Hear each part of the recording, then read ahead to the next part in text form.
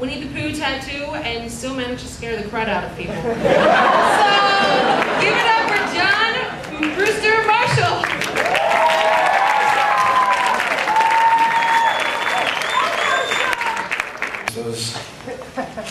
Anybody knows me knows that I'm a table comic and not a stand-up comic. Sorry. Speaking of ADD, I have it, and I have to have side notes or I will get lost and you guys will all be confused.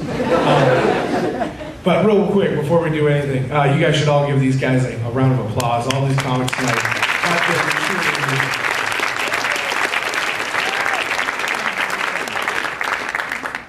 And I have PowerPoint and it's not working. Oh, there we go. You guys aren't supposed to see that yet. Can we go to the beginning, please? All right, I'm John Marshall. I'm the old guy. This stool was actually put out here for me because of the fact, there we go. That's my nephew. He's the cutest kid I know, and he wants to say hi. Tonight I'm dedicating to my mom because tomorrow is her birthday. Yeah, I know, aw, it's nice. You should say aw, it's good. There we go, yay. As you all know, I am the old guy on campus. You can tell that because this end of my head is trying to meet this end of my head at a very rapid rate. I swear, I think just about every day I notice that it's getting thinner. I'm also the guy with tattoos. I know this because I hear this all the time. Oh, you know, that guy with all the tattoos. Oh, yeah, that guy. I know who you're talking about. I have a name. No. Recently, actually, my actual setup was going to be vocal impressions. I can do like Barney and all these really goofy, whacked out. When you see me doing it, kind of like, whoa, that's weird. But God thought it was funny to make me lose my voice for stand-up, yeah. And then I actually had to come up with actual funny things versus just me being ridiculous. So here we go. Anybody sick here tonight? All right, my sick people, all right. Woo-hoo. There are 3 types of sick people in this world. I just want you to know that. Actually, on this campus, there's what I call the committed student. The committed student is the one that sits in class with 105 fever and believes he has to be there. It's like, I need to be in class. I need to. They're watching the teacher and they're hallucinating at the same time. They're taking weird notes, like, you know, I think Revelation 52:3. I really think this is a good verse. And the worst part is the purple monkey sitting next to them is jawing in their ear like, you're so right. Honestly, I have one bit of advice for you. Go to bed. Seriously. Go to bed, get some rest, take some Tylenol, please. The next one is the cave troll sick. The reason I call them that is because they disappeared. You're like, hey, what happened to Andrew? Oh, Andrew's sick. Oh, okay. I mean, you see him at mealtimes. That's the only time you see him. You see him at mealtimes, and this is what they have, like a button-up shirt, half tucked in with pajama bottoms, and probably boots or whatever they could put on. They're probably 2 different kinds. They're walking around kind of like, all right, getting in line, not really sure what's going on. Popping vitamin C pills like it's candy. You know, they're sitting there like, oh, this is great. No one wants to go into their room because they swear they see stalactites and stalagmites. It's dark, it's warm, and it's scary because the person's sick. Their roommate's like, I'm not going in there, forget that. I'm sleeping in the lounge tonight. Those people got it right though, they are at least trying to get better. And then you have the last one. The last ones are probably some of my favorite because they're the most dramatic. I call them the Eeyore sick, or Mama's kids. Quotations, these are neat. Quotations, Mama's kids. They're the ones that have like the least head cold you've ever heard of. They're like, oh, I don't feel good. Oh, I'm gonna die. I don't think I can make it through my classes today.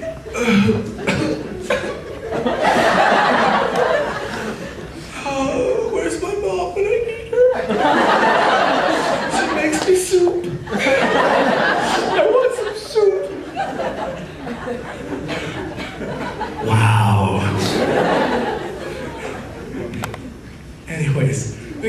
your voice, there's two kinds of people that lose. There are two kinds of people.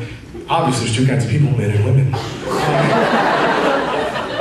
Novel concept. I'm learning things on stage. There are wrinkles going into my brain right now as we speak. Let me take a drink because my mouth is getting a little dry. What was that?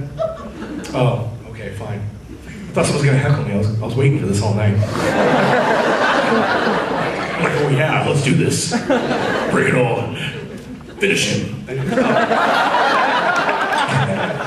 When men lose their voice, they get this really cool sound to their voice. It's can I say sexy? Is that alright? It's like, ooh, it's very suave. It sounds really neat. It's like, how's it going? But like when I lost my voice, I sounded like the announcement guy. I've heard comics do this before, but I'm going to take it a different direction, a different avenue, a different street. So please bear with me as I do this. If we get lost, there is a U-turn on the street and a roundabout, so we'll be okay. Oh boy. Anyways, imagine if this guy was a preacher. Could you imagine that the announcer guy as a preacher? This Sunday at Temple Baptist, from the God who brought you creation, and the very breath you breathe,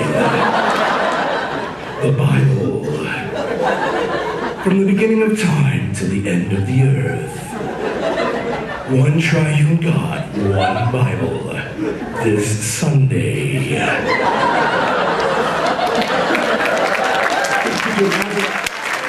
this guy in high school. He's like at McDonald's in line, standing there, and he's like, I would like to buy a number 1. Please hold the pickles. Extra sauce on my Big Mac, please. I would like Coke to drink. Supersize it.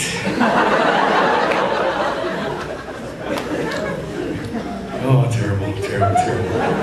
You guys shouldn't be laughing at that. This poor guy has a voice. Could you imagine though reading the Bible? In the beginning, God created the heavens and the earth.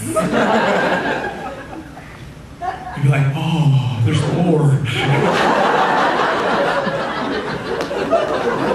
I actually think like books like Leviticus, where it actually goes through and you have like you know, all these rules and regulations, or even the begats would seem interesting. And Belshazzar begat so-and-so, and so-and-so begat so-and-so. And you're like,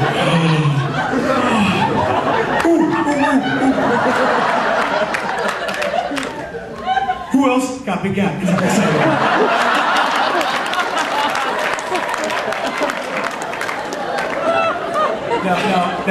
Now, when you're done talking about the men on this, you have to go to the flip side on the women.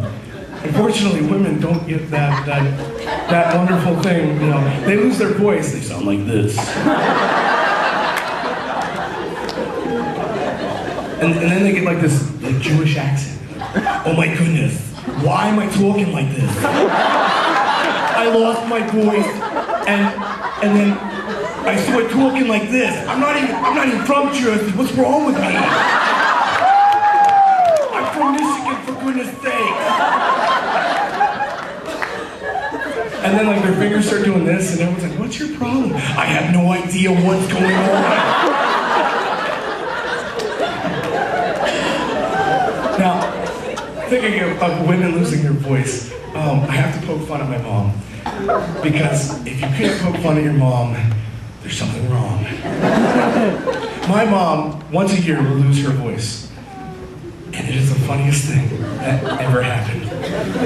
I will come into the kitchen and I'll be like, you know, I want a bagel or something. This is great, you know, getting ready to make some breakfast, and I hear, good morning.